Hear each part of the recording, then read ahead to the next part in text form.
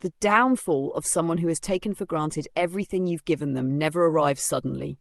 It doesn't strike with a crash or a boom. It creeps quietly, almost gracefully, unraveling every thread they've tried to hold together. That's exactly what happened to Marcus and Tasha. The first sign came when the bank called Marcus at work.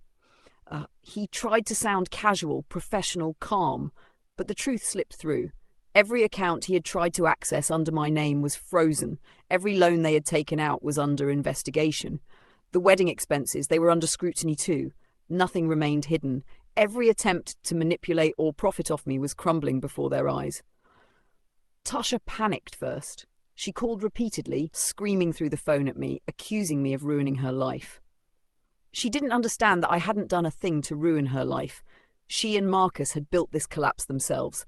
I had merely removed myself as a shield, allowed life to take its natural course. "Mom, you're destroying us," she yelled one morning, her voice nearly breaking through the receiver. I let her scream. I didn't raise my voice. I didn't argue. I simply said, "I'm not destroying you. You're destroying yourselves. I'm only protecting myself." And then I hung up. Marcus tried to reason. "Mom, we need help. Please, we're desperate." I shook my head. "You've had help for years. You've had everything you needed, and you chose to ignore it. You chose to exclude me from your wedding, to lie, to manipulate. The only way you'll survive now is to face the consequences." I didn't hear from Tasha for days after that. And then news arrived, not directly from her, but through mutual acquaintances. She had fled town, disappearing with what little money they had saved. The pregnancy she had claimed? A lie. The life she had promised Marcus? Built on deception. Marcus was left alone, facing the wreckage of his choices. The house went into foreclosure. Every debt, every unpaid bill, every credit line they had tried to exploit under my name became a burden only he could bear. One afternoon, about a month later, Marcus arrived at my home. He looked smaller, thinner, more fragile than the son I remembered. His eyes, once bright and confident, were sunken with exhaustion and guilt. He carried nothing but himself and a small envelope, which he handed to me silently. Inside was a single photograph from his wedding day, a candid moment showing him standing with Tasha, but with an empty space where I should have been. The regret and shame were visible even in a frozen frame. I wanted you to see this," he said, voice trembling. "I wanted you to know. I understand, I'm sorry." I took the photograph, my hands steady, my heart heavy yet firm. "Thank you, Marcus. But seeing this does not undo the past. You must rebuild your life on your own, honestly, responsibly, without shortcuts or lies. That's the only way you will ever be whole again." He nodded slowly, tears rolling down his cheeks. "I promise, Mom, I'll try. I'll be better. I won't forget what you did, or what I lost." I studied him a long moment.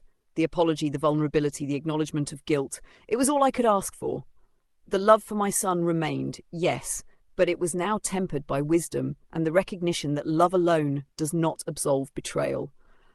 After he left, I felt a calm settle over me, a sense of peace I hadn't known in years. The storm had passed, the battle was over, Marcus would face his consequences, Tasha had vanished, and I was finally free. The weeks that followed brought a new rhythm to my life. I travelled, redecorated my home, joined a book club, reconnected with friends, and laughed, truly laughed, for the first time in decades. I no longer measured my days by worry over others' deceit or manipulation.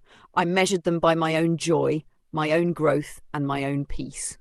Occasionally, news reached me about Marcus. He struggled to pay bills, work multiple jobs, and rebuild the trust he had squandered. He lost friends who had enabled his entitlement. He learned responsibility the hard way, and though it pained me to see him suffer, I knew he had to face it. Growth without consequence is no growth at all. One day, as I was sitting on my porch watching the sunset, Marcus returned again. This time he was calmer, steadier. His eyes no longer carried the panic of weeks before. They held determination. "Mom," he said quietly, "I've started over. I found a job, rented a small apartment. I'm living within my means, slowly, but I'm trying." I nodded. "That's all I wanted to hear. I want you to succeed, but through your effort, not mine. That's the only way you'll learn." He lowered his head. "I know, and I'll never take your love or your generosity for granted again." We sat quietly, watching the sky turn from gold to deep purple. The silence was peaceful, restorative. I had finally found the space to heal, and he had finally begun to see the world as it truly is. One where actions have consequences, and deceit eventually collapses under its own weight. Months later, I received word that Tasha had disappeared completely. No forwarding address, no trace. The house she had tried to claim, the money she had stolen, gone. Marcus's life, though still difficult, was now his own responsibility. And me? I flourished. I travelled to the places I had dreamed of. I met new friends. I laughed, loved, and allowed myself to fully experience life without fear of manipulation or betrayal. The years of sacrifice, heartbreak, and patience had culminated in a freedom I had never known. Sometimes, viewers, justice doesn't come as dramatic as in the movies. Sometimes it is quiet. Sometimes it is slow, inevitable, and precise. Marcus and Tasha faced the consequences of their greed. I reclaimed my peace, and the world went on, as it always does, but now on my terms. To my wonderful viewers who have followed my story from beginning to end, thank you for listening, for feeling, and for learning alongside me. Always remember, protecting yourself, setting boundaries, and reclaiming your dignity is never selfish. It is essential. My heart is finally full, my life truly my own, and the betrayal of the past no longer has power over me. And that, my dear friends, is the true ending. Warm regards to each and every one of you who have stayed with me through this journey. May you always find the courage to protect your heart, your dignity, and your peace, no matter the storms that life brings.